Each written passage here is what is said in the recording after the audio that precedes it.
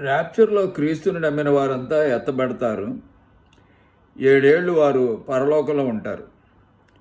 7 ఏళ్ల తర్వాత క్రీస్తు పరిశుద్ధులను వెంటబెట్టుకుని భూమి మీదకి వస్తాడు.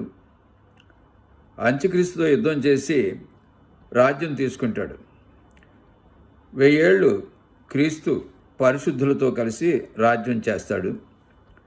తర్వాత క్రొత్త ఆకాశం, క్రొత్త భూమిని సృష్టిస్తాడు. పాత సృష్టి ఆయన తీసివేస్తాడు.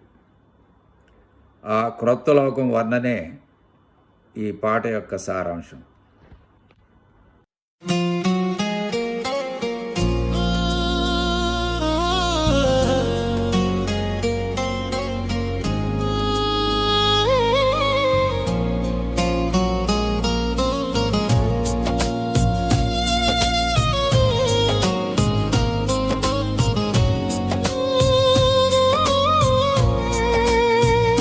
కనబడే ఈ లోకం కనుమరుగైపోతుంది, కని విని ఎరుగనిది దేవుడు నిర్మిస్తాడు.